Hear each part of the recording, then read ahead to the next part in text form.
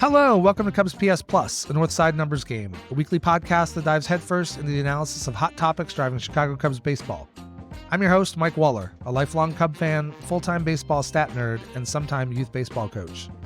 Cubs PS Plus is now part of the Bleacher Bunch network, joining great shows like The Sun Ranto Show, Cup of Cubby Blue, and Baseball Rabbit Hole. The Bleacher Bunch network is available wherever you find your podcasts, and Cubs PS Plus is always available ad-free to Patreon supporters at patreon.com/CubsPS+, where you can support the show and always find a variety of benefits starting for as little as $1 a month. In addition to the podcast feeds, you can also find me on Twitter or X, Instagram, TikTok, Threads, Blue Sky, and YouTube, all at CubsPS+, a spin on the baseball metric OPS+. Love the pod or hate it, please drop a review wherever it is you find your podcasts. If you've done that, thank you so much. Maybe you can share an episode with a friend. Welcome into episode 67, the Alfonso Rivas episode. I always liked Rivas, who wore number 67 for the Cubs in 2021 and 2022. I may have to stop liking him for a while, though, now that he was claimed off waivers this week by the Cardinals. The Cubs roster is slowly but surely coming together. The Cubs still have questions and holes on the roster, but they've now added a quality starting pitcher in Shota Imanaga, a lefty bat in Michael Busch, and two relievers capable of picking up leverage innings, Hector Neris and Yancy Almonte. Despite the additions and the overall increase in talent at the bottom of the 40-man roster, the Cubs are going to have some really interesting questions and choices to make this spring. Will the Cubs get Cody Bellinger or Matt Chapman? Who seems destined for the opening day roster? Let's dig in. Are you ready? I'm ready. Here we go. A quick addendum to this podcast. While I was recording, the Cubs have made the Hector Neris deal official, and it was Michael Rucker that was designated for assignment. Throughout this episode, I talk about the moves the Cubs are going to have to make and who's potentially on the chopping block, and I did have Michael Rucker at the top of that list, so I'm sad to see Michael Rucker go, but I think it was kind of the obvious decision. So I get into more of those thoughts throughout the episode. I wanted to lay that out up top, that of course that news happened while I was recording. So it's February 1st. Baseball's going to start in a couple weeks. Pitchers and catchers are going to report. A week or so after that, everybody reports, and we are going to have baseball games this month. It's so close. And yet this roster is still so far from what I think the finished product is going to be. I mean, we're still on daily Cody Bellinger watch every day. Jacob Zanola on Twitter posts, today would be a great day to sign Cody Bellinger. Every day I see Cody Bellinger's name trending. Every day I see Matt Chapman's name trending. And there's a big free agent target still out there that we've been talking about all offseason. Cody Bellinger, Matt Chapman, Blake Snell, Jordan Montgomery and JD Martinez are some of the big ones out there. They're all Scott Boras clients.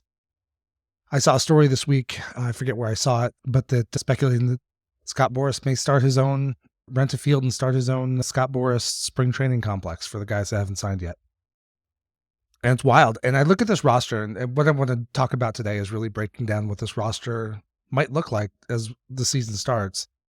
But this roster could still go a lot of different ways, depending on who the Cubs sign. And what we have seen so far, we've seen a bunch of Cubs got a reliever. They got Hector Neris, who I think is going to be a nice addition to that bullpen. He's a guy who could close. He's closed in the past in Philly. He's been a big leverage guy for Houston the last couple of years. Last year, he really developed a split, and that was really nasty. And I think that's relievers are volatile, so we'll see what he can do. But he's a guy that's got a solid track record. Last year, he spiked. That was the best year of his career by far.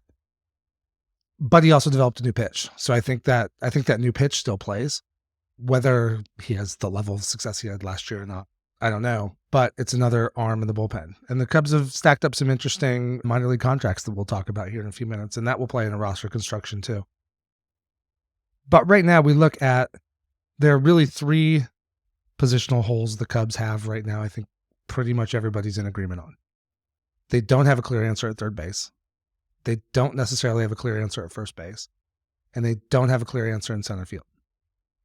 They have candidates for each one of those positions. There are guys on the roster right now, if the Cubs do nothing more, that can fill those spots and may be able to fill them very well. But which guys make the opening day roster will really depend on which guys get signed. So let's walk through, first of all, the biggest rumored targets. And so the biggest rumored targets, obviously, is Cody Bellinger is number one. He's the one guy I think most Cub fans are pretty much in agreement on wanting to get back. He was a big part of their offense last year. He's a really good defender, good athlete, versatile. He can play all three outfield positions. He can play first base. He could DH. just a really valuable player. And even if he doesn't hit as well as he did last year, there are some reasons to think his numbers might come down a little bit. He still has that big power. I mean, last year he hit 26 home runs, I think. Let me take a quick look. And he did that last year Cody hit 26 home runs. He did that while, missing a month. I mean, he played 130 games. And so even if he doesn't hit 300 like he did last year, if he goes back to even some of his form from Los Angeles, I mean, he's going to hit 20, 25, 30 home runs with potential for even more power than that. So he's obviously a guy. The Cubs are very right-handed heavy, and he brings a strong lefty bat, can play a bunch of different positions, was loved in the clubhouse. I think he likes Chicago. Like, he's the one guy that makes sense. Everybody wants him back. Obviously, Scott Boras and the Cubs have not gotten close on price yet, or else I think this deal would be done. There was a report out this week that Chapman and Montgomery and Bellinger have all had no formal offers submitted this offseason, and that the one Boras client left that did get an offer was Blake Snell. And Blake was looking for 9 years, $270 million, and got a 6-year, $150 million offer from the Yankees. I think the lack of an offer is a little bit overblown. I don't know the ins and outs of these discussions, but there's, especially when it was specified as a formal offer, there are formalities that go into this. So there's legal paperwork, there's all the attachments and incentives and all the final gory details of the contract, option years, no trades, all those kinds of things. So to not have a formal offer doesn't necessarily surprise me. I'm sure Jed Hoyer, Carter Hawkins have talked to Scott Boras, and there have been numbers thrown from both sides. I'm sure Scott and Cody have given the Cubs a number, and I'm sure the Cubs have given them a number, and they will continue to go back and forth either until somebody else offers a number that Cody Bellinger likes, or they eventually meet in the middle somewhere. But so he's the big one. The next one is Matt Chapman. There's been a lot of talk about Matt Chapman. I've talked about Matt Chapman, and my position on him is cooling a little bit. In the beginning of free agency, I was dead set against Matt Chapman. He really struggled the second half of the last season, although his batted ball numbers were really good. His contact was way up. His barrel rate was way up. I think he hit into some bad luck. But he's also a guy who's not a superstar. He's a very good player, but he's not a superstar at a position that would pretty much lock up the Cubs infield in terms of second base, shortstop, third base for a long time if he were to get like a 5 or 6 year deal. So at that point, I would never say don't sign Matt Chapman because James Triantos or Matt Shaw or some of these guys are coming. But I wouldn't sign him for 5 or 6 years.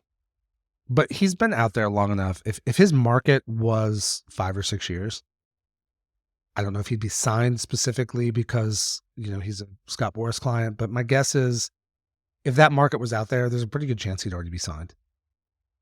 So I think whatever he's hanging on, either money or years or both, are coming down. The longer this drags on, the shorter contract he's probably going to get. And if the Cubs could get him for 1, 2, 3 years, now you had a really good defensive third baseman who's got power. Doesn't have massive power. He's not going to hit 40 home runs, but he's going to fall into that kind of Dansby, Ian Happ category where he's going to put up probably pretty solid general offensive numbers, get you between 20 and 30 home runs, and he's going to maybe give the Cubs the best infield defense in baseball. He's won a Gold Glove at third base. Combine that with Dansby and Nico Horner, and that's a really good place to start. So, if that's something the Cubs want to do and that's length of that contract comes in, I fully support it. So I've changed a little bit on him, but I still wouldn't want him for, that 5, 6 year contract length, maybe not even 4. I think the Cubs are done with the starting rotation at this point, but I'm sure they're going to continue to listen. If Blake Snell and Jordan Montgomery, if their prices come down enough, or you can get them on a short deal, at some point, if you're a big free agent and you think this is your shot at a payday, and the market's just not there this year, sometimes the answer is to go get a 2-3 year deal with an opt-out for pretty solid average annual value. It's a lot less risk to the team, even if it is a big number, like Cody Bellinger. Maybe he doesn't get the 7-8 year deal he was reported to be looking at heading into the offseason. Maybe he signs a 3 or 4 year deal with an AAV up around 30. That would be a really nice raise for him.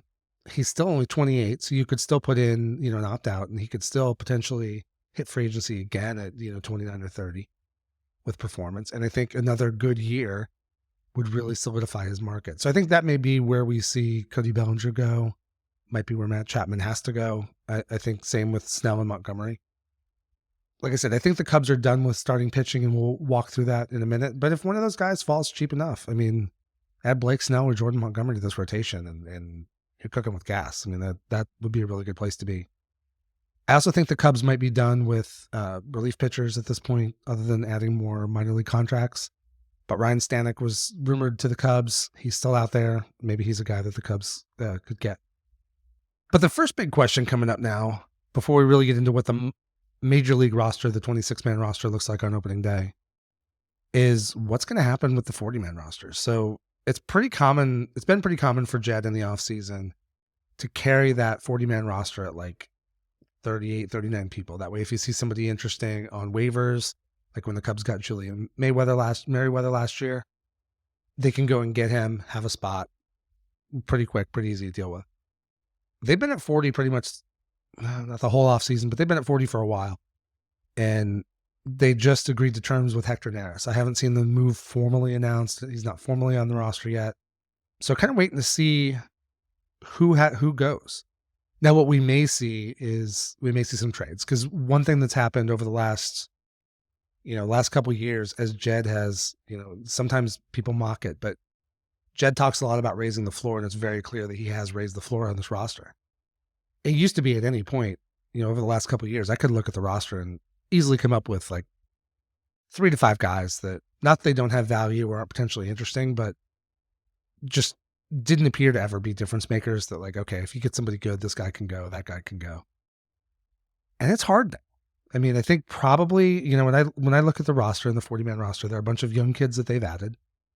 And they've added, guys like Michael Arias and Bailey Horn. Those guys are probably not going to get DFA'd because they're guys who are probably going to get claimed. A lot of them were added to the roster to protect them from the Rule 5 draft. So the Cubs were worried at that point about another team grabbing them off the roster. So, I mean, the guys I see as candidates for being designated for assignment for the purpose of either being released or maybe traded for cash, the list is getting shorter. I think Michael Rucker is probably on that list. He's thrown some good innings for the Cubs over the last couple of years. He's a capable major league pitcher who, if the Cubs did DFA him, I'm sure he would get claimed. He's going to wind up in somebody's bullpen in 2024. Caleb Killian, who came over with Alexander Canario in the Chris Bryant trade from the Giants. He is a guy who looked really exciting as a starting pitcher. Tore it up when he first came over from the Giants. Then had a bunch of control issues, command issues. And he was a guy that had always gotten by on command. And so for that to disappear was a little concerning. And he's been up. He's had a few starts. I think the last time he pitched for the Cubs last year, he gave up something like 7 runs in the first inning. And I was impressed. After that first inning, he was able to battle back. And I think he still got through 4 2/3. And it showed he battled. And he did make some pitches after that. He's a guy I'm kind of interested in. Like at this point, with the guys the Cubs have coming up, I'm not sure he's really going to get another chance to start in Chicago.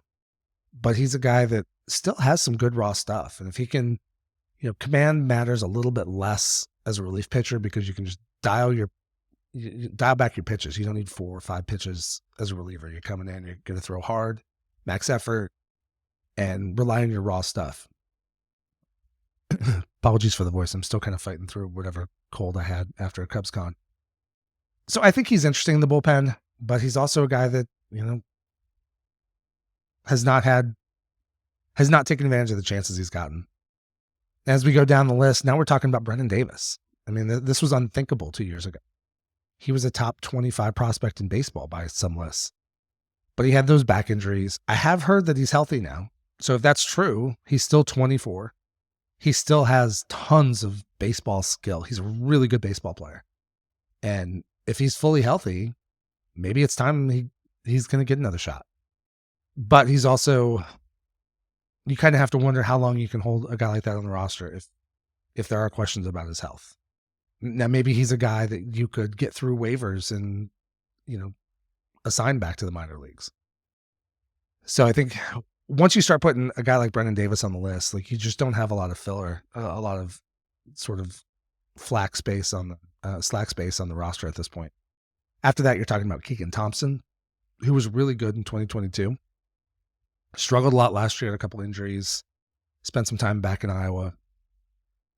And then you get to guys who actually really contributed last year down the stretch. I mean, Miles Mastroboni is not always the fan favorite, but you start adding, depending on what the Cubs add, if they add Bellinger and Chapman and a pitcher, you suddenly have to, clear out 4 guys, accounting for the guy you have to clear out for Neris. And so maybe a guy like Mastroboni does hit that list. Now, he's a guy who played really well in the second half. I mean, he really showed some pop. He played good defense. He filled in at third base when Nick Madrigal was hurt. He's got good speed. He's a really good utility bench player. He can play 6 positions. He can play the outfield. He can play short. He can play second. He can play third. And so he's a guy that you want a guy like that on your team, whether it's Miles Mastroboni or not. Somebody is going to fill that role for the Cubs this year. And if he gets designated for assignment and goes on waivers, I'm sure somebody's going to claim him, or maybe there's a trade. And the next one is Mark Leiter Jr. He was huge for the Cubs last year, coming out of the bullpen, relying on that nasty splitter.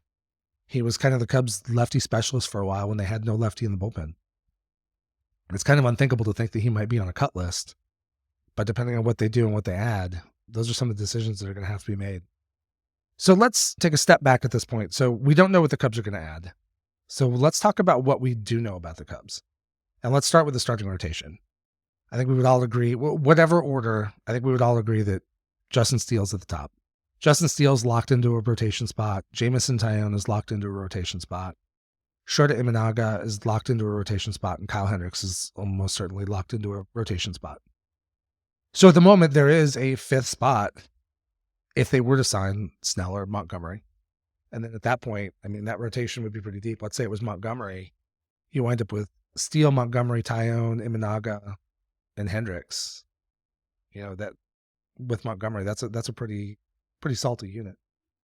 So if the Cubs don't sign anybody, you look at that last starting pitcher spot, and I think you're going to want to start with guys who are on the 40-man roster.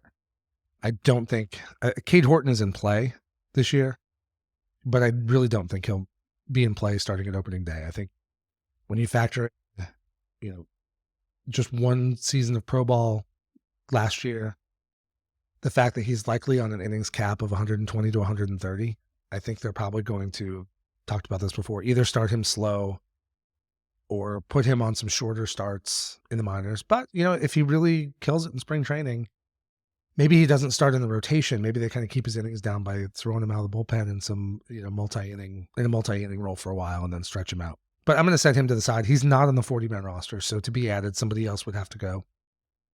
When you look at the 40-man roster, the candidates that I see are Javier Assad, Ben Brown, Jordan Wicks, potentially Caleb Killian, Hayden Wisniewski, and of those guys, probably Jordan Wicks is the guy that I would probably look at as maybe the favorite. I've said, though, that I'm not done with the idea of Hayden Wisniewski as a starter. At CubsCon, Craig Counsell said he was excited to see Wisniewski and see what he could do, so he may be in consideration for that role. Javier Assad has started for stretches at times and looked really, really good. So there are just a lot of options there, and I think what I would do is really just throw it out and have an open competition and see who wins the job.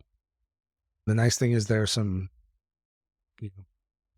good options there. I think all of those guys have options left. So Wicks, Wisniewski, Killian, and Assad could all be sent back to Iowa. So they may make a decision. Let's say Wicks wins it. What do you want to do with Assad? Do you want him in the major league bullpen, or do you want him staying at Iowa stretched out, ready to be a starter? Same with Wisniewski. Is he going to start in Iowa, or is he going to be in the major league bullpen? I think when you look at the bullpen, then, a few roles I think are set. Edward Alzolay is going to start as the closer. I think at this point, unless there's some big trade for Emmanuel Clase or somebody like that, I think it's pretty clear the Cubs are going to start with him as the closer. You wind up with Hector Neris slotted in there as a late inning guy once he gets added to the 40-man. And then you've got Julian Merriweather. We'll see if he can repeat what he did last year. He's never done it before, but the Cubs really, I think, unlocked some stuff. And I think what we saw last year was, whether he can be that good again or not, I don't know. But I think we saw a guy who's got the stuff to be a major league reliever. We're going to see Drew Smiley out there. The Cubs are paying him with the accelerators he got last year. I think something like $12 or $13 million this year. I mean, they're not just going to cut him. He's been very good out of the bullpen his whole career. Like, he was a major part of that 2021 Braves bullpen when they went and won the World Series. And then Almonte is a guy that he's been up and down with the Dodgers. He was not very good last year, but he was great in 2022. He came over in the Michael Busch trade. And, he's a good example of what I'm going to spend some time talking about too, the idea of options. So every major league player, when they first come up, they have what are called 3 option years. And that means an option is when you're on the 40-man roster and you're sent to the minor leagues. So if you've never been added to the 40-man roster, options aren't in play. Like Cade Horton getting assigned to AA or AAA to start the season doesn't require an option because he's not been on the 40-man. But some guys like Alexander Canario, who's been on the 40-man roster since the trade, he's been optioned now 3 times. He's had 3 different years where he got optioned to the minor leagues. And that means he has no options left. So the Cubs choices, won't use the blurring term, with guys that have no options left are to either put them on the active opening day roster, or you have to do something with them. You have to try to get them, designate them for assignment, to put them on waivers, maybe hoping they'll clear waivers and you can add them to the minor leagues. Or they can be traded, or if a team claims them, you can just let that player go. And Canario is interesting. I think he looks like he's certainly ready for a shot. Is he ready to hit major league pitching? He sure showed signs of it when he got the call up in September last year. So I think, that really plays into the roster construction too. So which guys have options? And when we go to the starting pitching, technically Justin Steele has options left, but that's not going to matter. I mean, he's a legitimate major league starter, front half of the rotation guy, no matter how you slice it. So I don't think that's really going to matter. Adbert Alzolay is out of options, but again, like, he's shown he's a major league reliever at this point, and I don't think he's a guy that you would have on that Iowa Des Moines shuttle. Julian Merriweather has no options. Drew Smiley has no options. Hector Neris has no options, and Almonte has no options. So the Cubs are likely going to carry 13 pitchers, which is the max allowed under the current CBA. They're going to have 5 starting pitchers, I would presume. And so that leaves 8 bullpen spots. And I just named off 5 guys who are all likely to be in the bullpen, none of whom have options remaining. So those are guys that are going to be in the major leagues until you decide to put them on waivers, at which point, you're opening up the possibility of losing them for sure. So you look at the last few spots, and I think Jose Cuas is probably a guy who's probably going to make the opening day bullpen, but he does have options. So he could go down to Iowa at some point. He could start in Iowa. He could get sent down at any point this year. Now, for those, they're called option years. You can go up and down in a single year as many times as you want. It doesn't matter. It burns 1 option year. I think Cuas has 1 left. So I think if the Cubs do send him to the minors this year, that would be his last option year, and he would have no options left in 2025. But of the guys I've named, Javier Assad has options. Ben Brown has options. Killian has options. Mark Leiter Jr. does not have options, which is one of the reasons why I put him on a candidate for being designated for assignment. He's a guy who's going to have to be up in Chicago, or probably he's a guy they might be more likely to trade than just outright release, but he has no options. Going up and down with Iowa is not an option. Luke Little has options. Daniel Palencia. Michael Rucker still has options. That might actually work in his favor when they start making decisions. Keegan Thompson has options, as do Wisniewski and Jordan Wicks. So as you build out the bullpen, over the course of a season, there are going to be injuries. Don't really play into option years, but there are going to be injuries. There are going to be guys who don't perform. There will always be, stretches of games where you're playing a bunch of close games. Maybe you have a couple extra inning games in close proximity. And there are always going to be guys that go up and down to kind of ride that Iowa Des Moines shuttle, or Iowa Chicago shuttle.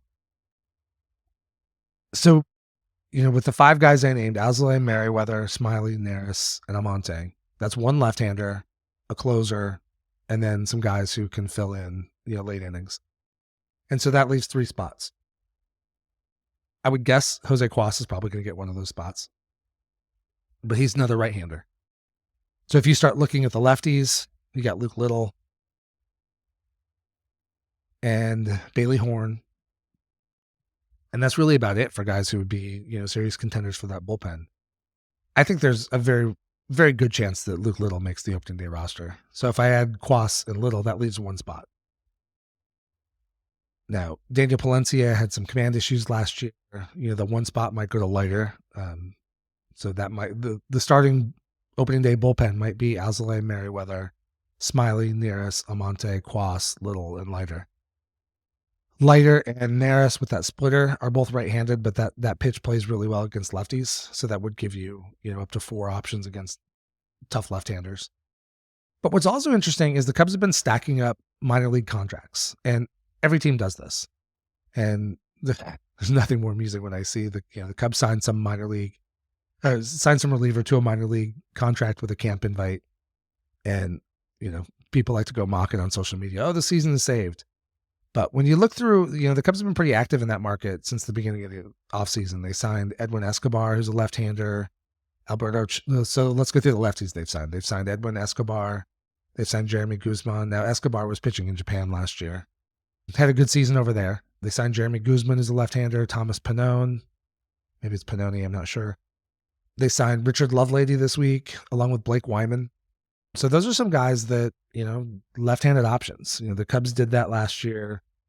There have been guys they bring in every year and see if they win contract. That's where the Cubs got Mike Tauchman last year. He came in on a minor league contract and eventually made it up. For right-handers, they signed Alberto Chala, Colton Brewer, who's very interesting, Ethan Roberts, who had made the opening day roster in 2022 before having Tommy John surgery. So I'm glad to have him back in the fold. Old favorite Carl Edwards Jr., who was with the Cubs when they won the championship in 2016.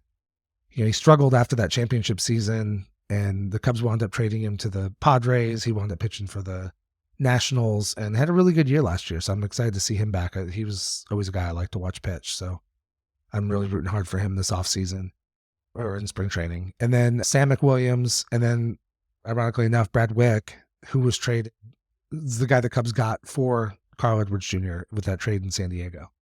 Wick's had a huge run of injuries, but he's back on a minor league deal, and he's a really big guy who's got some really interesting stuff. And if he can get back healthy, then he's a guy that could potentially play out of that bullpen. But when we're looking at those guys, maybe somebody will pitch well enough in spring training to force their way onto the opening day roster. A lot of these deals, either the Cubs are looking at something specific, like Sam McWilliams has not pitched. He's been out of baseball for like a year and a half, but he went to a pitching event trying to get back in the game, and the Cubs saw something they liked. So I'm not entirely sure what it is, but there's probably one pitch they really think that they can exploit and, get a lot out of. And so they're going to give guys the shot. And so some of the guys just won't pan out and they'll get released at some point during spring training. Some of them will also get assigned to Iowa. Now, a lot of these contracts now Carl Edwards Jr.'s may come this way. A lot of times they'll come with a clause that is basically an opt-out for the player. Like if they're not on a 40-man roster by opening day or May 1st or June 1st, they have the chance to opt for free agency. It just gives a player a choice to, I'm going to take a shot with this team, but if it doesn't work out, I don't want to just get stuck in their minor league system. I want a chance to go try to catch on somewhere else. So I don't know the deals of those contracts. So that could also drive it too. Like let's say Carl Edwards Jr. has a clause in his contract that he can opt for free agency if he's not on the opening day roster. And he goes and lights out in spring training. Like that might force his way on and force him to make a decision on a different player. So it's going to be really interesting to watch those guys and see who pops and see who doesn't. And then also with, guys the Cubs have added to the 40-man that probably aren't going to get opening day shots, but maybe they will. Michael Arias, Porter Hodge, Bailey Horn. Horn came over from the White Sox in the Ryan Tepera trade. There was a point last year where it looked like he might be one of the next arms coming up from Iowa. And then he had some struggles in the second half of the season. Daniel Palencia, if he can regain his command. So they're going to have some options. There are also some other guys who are already at Iowa. Cam Sanders, maybe he finds his command and cuts that walk rate down, and his stuff is tremendous. So he's another guy who could force his way up. But that's going to go into the pitching decision. So if I was going to predict today, I'm going to predict probably Steele, Tyone, Imanaga, Hendricks, and Wicks as the starting rotation. And Alzolay, Merriweather, Smiley, Neris, Almonte. I think I'm going to rethink Quas. I think Quas might actually start. Either Quas or Little will probably start in Iowa, because I think they're going to want to give Hayden Wesneski some run in the bullpen, unless they decide he's going to be a starter in AAA. And then I think we'll see either Little or Quas plus Wesneski. And unless a trade happens, I think we're going to see Mark Leiter Jr. in the bullpen too. And with Smiley and excuse me, I guess Assad could be flipped with Wesneski too. I think one of those two guys will take a spot, and that will give Smiley and either Assad or Wesneski give two guys in the bullpen that can go stretch out and throw multiple innings. And I think it's a really valuable role for the Cubs. And the cool thing about this bullpen is we'll see if it's great. Bullpens are fickle, and they vary wide. Performance varies widely from year to year, but it's a lot of guys who have done it before. And even if it's only for 1 year, like Alzolay and Merriweather only did it last year, but they've done it. Neris has done it a couple places. Amonte's had his moments in the past. Drew Smiley's been productive. And I think this is starting to look like a bullpen, especially, being run by a guy like Craig Counsell, who's shown very strong ability to manage a successful bullpen. This bullpen's looking deep. I think it could very well wind up being one of those bullpens that becomes a strength for the Cubs as the season goes on. So let's take a flip over to the position side. So 26-man roster in the major leagues, 13 pitchers max. So you're going to carry 13 position players. Right off the top, you're going to have 8 starting positions in the field. You're going to carry at least 2 catchers. And then after that, you could have a dedicated DH, or you can, rotate guys around or whatever through DH, which is typically what the Cubs have done. And at the moment, I don't think they have a clear, obvious DH on the roster unless that's where Christopher Morel gets assigned. But one of the things that I criticized a lot last year was roster construction, and the bullpen had its issues. It didn't figure out its way for a while, but I thought the bigger flaws were on the position player side. The Cubs started the season with 3 catchers, Jan Gomes, Tucker Barnhart, and Luis Torrens. And I know Torrens got a lot of criticism, but again, like when we talk about those option years matter. Torrens was the guy the Cubs brought into spring training. He had a good spring and he looked interesting, but he didn't have any options. So sending him to Iowa or just assigning him to Iowa was not an option. They had to either DFA him, hope to sneak him through and put him in Iowa, or lose him. And so they made the decision, let's put him up and see what he can do. But then, of course, Ross never played him, so it really didn't matter. Obviously, that they had the whole Hosmer Mancini thing. But I think one of the other big flaws was outfield. Seiya Suzuki started the season hurt. He missed about the first month. And the Cubs left camp with 2 outfielders. They had Ian Happ and Cody Bellinger, and then they were hoping to fill out the rest of the outfield innings with Trey Mancini and Miles Mastrobuoni. Miles can play the outfield, but he's not a starting level outfielder. Like, he's a guy that can go fill in for a game if somebody's hurt. He can go, shift out there during a game if there's a matchup thing. Like, he's capable of doing it, but he's instinctively and naturally an infielder. Mancini's played some outfield in the past, but like having those two try to fill Seiya Suzuki's spot was just flawed from the start.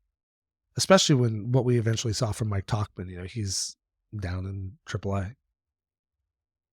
The other head scratcher was Edwin Rios. The Cubs picked him up from the Dodgers, and again, just like Luis Torrens, he had no options. So it was either put him on the roster for his power, or let him go. And the reality is Torrens and Rios never played. I mean, they played, but they played so little, and you didn't even get a good read on them. So they were taking up roster spots, not playing, while you're giving too much run to Hosmer and Mancini. You're putting, Madrigal actually looked really good at third base. I will give him a ton of credit for last year, but Mastrobuoni, putting him so much in right field, you're just not putting guys in position to succeed. And so then that turns fan sentiment, and it was a rough first 2 months. They looked okay in April. I think they went 14-13 in April, and then they went 10-18 in May, and it just looked like disaster. They started June poorly. And I think a big part of it was the position player roster decisions. So as we head into this year, I think there are several that are obvious. They're going to carry 2 catchers. I can't imagine at this point, barring injury, that it's not Yan Gomes and Miguel Amaya. Now, Miguel Amaya is interesting this year. Last year was his major league debut. He had stretches where he looked really good. I think he's going to be a solid catcher. I think hopefully by the second half of the season, he's emerging as the number 1 catcher for the Cubs. But he has no option. So if he comes up and struggles, the Cubs are either going to have to deal with it or, try to trade him or get him through waivers. Now, on that front, the Cubs have stacked up a number of minor league contract guys at the catcher position. They signed out Ivan Cespedes, Jorge Alfaro, Joe Hudson, and then they still have Bryce Wyndham at Iowa, who probably is about ready to get a shot if the opportunity arises. But I think they'll start with those 2. First base is a little bit unsettled, but at second base, you got Nico Horner. Dansby Swanson's going to play short. Ian Hampson left, and Seiya Suzuki's in right field. At the moment, maybe Mike Tauchman is the starting center fielder, but he's at least probably the 4th outfielder. Christopher Morel is in the mix somewhere. He's definitely going to be on the major league team. And I think after the trade for Michael Busch, I'm pretty sure he'll be up too. So right now, I've kind of got both of those guys kind of slotted utility bench. Not that either one would necessarily be bench, but like Morel, if the Cubs don't sign Chapman, maybe Morel gets a long look at third base. Otherwise, he's probably DH, or he's kind of just super sub, basically playing every day, but shifting positions around. Michael Busch, maybe today would be slotted in at first base.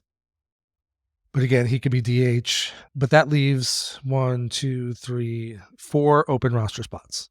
I haven't included any infield depth. I think we're definitely going to see this. For me is where things get weird, because if the Cubs make no more moves, we're probably going to see Nick Madrigal, Patrick Wisdom, Miles Mastrobuoni, and probably Canario as those next 4 spots in. I know there's going to be a push, and I'm sure Pete Crow Armstrong is going to get the opportunity to win the center field job as a spring training. But Canario is a really interesting case because I think they still really like him. He has massive power potential. He did an amazing job coming back from a really devastating injury during winter ball in like November 2022. But he has no options left. So the Cubs are probably either going to trade him in the next few weeks, or he's going to be on the opening day roster. So that takes up a spot. Maybe he gets a shot to start in center field with PCA starting the season in Iowa. But where I struggle is I don't think it makes sense to carry Patrick Wisdom and Nick Madrigal and Miles Mastrobuoni. I think of those 3, I think Wisdom gets a little bit of preference because he's got power that neither of the other 2 have. And I think Miles Mastrobuoni is a better utility infielder than Nick Madrigal because he's more versatile. He can play more positions. He could play shortstop. So if Nico or Dansby get hurt, Dansby gets hurt, obviously Horner's switching over to shortstop. But then at that point, who's the backup shortstop? It's probably, you'd want it to be Miles Mastrobuoni or somebody like him. Now, the Cubs also put Luis Vasquez on the 40-man roster. So again, that's where I put Mastrobuoni on my list for potential, movement candidates, because now they've got Luis Vasquez, who can play an excellent shortstop. So maybe Vasquez takes that role on the team. But I think you want to give Morel some run at third base, unless they sign Chapman. And I think just the Wisdom Madrigal platoon just doesn't make sense. So I still think we're going to see trades. It would not surprise me at all to see Madrigal or Wisdom traded, or potentially both. I think we're going to see Mike Tauchman in the outfield. But how that roster gets constructed now, especially, you've got Matt Shaw and James Triantos, who Triantos probably isn't going to come up this year, but I think we'll see Matt Shaw at some point this year as long as he's performing in the minors. But what do the Cubs do? So if we assume the Cubs sign Cody Bellinger, there's a pretty good chance maybe he slots into center field. So it gives you a PCA hedge. But then, if he slots to center field and you put Michael Busch at first base, then do you go with Tauchman and lose Canario? Or do you, Mike Tauchman, does not have options left, so he's in the same boat as Canario. Like, one of them is up, and one or both of them are up, or one or both of them are gone. So these last decisions are going to be tough ones for the Cubs, and I think it's a better place to be. It's better than having Andrelton, or the ghost of Andrelton Simmons, basically, and Jonathan VR at the bottom of the roster, or Luis Torrens and Edwin Rios, who didn't even play last year, at the bottom of the roster. It's going to be interesting to see where it fills out. I think if it was my choice, I would hope the Cubs would sign Cody Bellinger. And again, like if two guys have to go, because they still have to clear a spot for Neris, and they still have to clear a spot for, they would have to clear a spot for Bellinger. There's a pretty fair chance it's probably Rucker and Killian that go. And then you wind up with, I probably, Mervis might get traded. Mervis might also have a good spring and push for time in the bigs as well. I think I'd like to see Cody Bellinger as a Cub. So I'd like to see him probably slot into center field. At that point, maybe you carry 5 outfielders with Canario and Tauchman, or maybe Cody Bellinger plays more first, because Canario can DH too. So, he doesn't have to be in the outfield necessarily. But if you get Bellinger, PCA probably starts in Iowa, and then maybe you've got Michael Busch playing first base. If they don't sign Chapman, then maybe Morel plays third base. That lets Canario DH. If the Cubs don't sign Bellinger, but they get Chapman, then Chapman slots in at third base. Then you're almost certainly going, Busch or Mervis at first, or maybe Morel. They talked about working him in the Dominican this winter. And then I still think you've got a more interesting question with Canario, but you don't have Bellinger. So maybe Canario is playing center field, or maybe Canario is your 4th outfielder with Tauchman playing center field. And then, either Canario or Busch are DHing. I do think that last utility infield spot is probably either Miles Mastrobuoni or Luis Vasquez. I think it just makes too much sense. I can't see the Cubs taking 3 catchers at this point, especially given that there aren't any more catchers on the 40-man roster. I think that's one they'll just be happy they have the depth and look forward and try to figure it out. As the season goes on, Brendan Davis, Pete Crow Armstrong, Kevin Alcantara may all push for time. But yeah, like what happens with Nick Madrigal and Patrick Wisdom? I think it could make sense to have one of them, but not both. It's going to be some really interesting decisions. It's going to be really interesting to watch and see what the Cubs do in spring training. I still think there are more trades coming, even if it's small deals, like deal Madrigal for, a relief pitcher, or some, maybe a young relief pitcher arm that's not quite on 40-man ready yet. So you kind of open up a spot and let things happen that way. There's still big rumors out there that maybe the Cubs would make a play for Dylan Cease or one of the Miami Marlins young starting pitchers. I'm not sure we're going to see a deal like that, but it's entirely possible. But pay attention to these. I think the Cubs are really looking at about 4 or 5 spots that are going to be really interesting as we go in. Who's going to be the 5th starter? Who's going to take those last couple bullpen spots?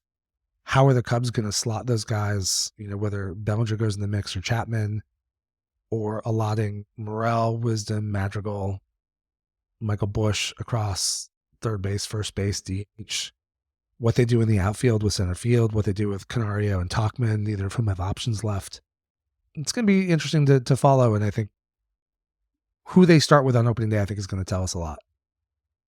And I'm ready. I hope you are too. Hopefully we get some news on Cody Bellinger soon. I'm just kind of tired of the waiting game, but at least in a couple weeks, we're going to have pitchers and catchers reporting. A lot of guys are already down at the complex. So if you follow like Rich Beasterfield on social media, he's putting up a lot of pictures of guys working out. People are down there getting their work in, ready for the season, gearing up to go. So there's a lot to like, a lot to be excited about. I'll make a season prediction once the roster kind of falls into place, but I did an episode a few weeks ago about how I thought before they signed Shota Imanaga that this was probably a 82-ish win team, which is a lot better than what they started last year. It's not really an improvement on where they finished last year, but since then they've added Shota Imanaga and they've added Hector Neris, which gives them another good, solid starting pitcher with potential upside and another back-end bullpen arm that should help shore up some of the issues from last year and make that group deeper. And then you add Craig Counsell in there. I think this is starting to look like a 86, 87 win team with more potential. You start getting, if they add Cody Bellinger to the mix, then maybe they start getting to that 90, 91 win team. Now, of course, last year, by Pythag, they had, an expected wins of 90, 91. I can't remember exactly where it finished. So they sort of actually underperformed last year. But this team is looking good. I think they're looking right now like they are going to be among the favorites in the Central, but it's going to be a tight division. I think St. Louis has improved. Even Pittsburgh's improved. They added Aroldis Chapman. The Brewers, we'll see. They've made some additions. They picked up Rhys Hoskins, who was a guy that I had liked for the Cubs to pick up. But I think that kind of, wasn't going to happen once the Cubs made the Michael Busch trade. The Cardinals have added a bunch of starting pitching, so they should be improved. So it's going to be a tight division. I would like to see the Cubs get to where they're the kind of clear projected favorite. They are not there right now. The Reds are interesting.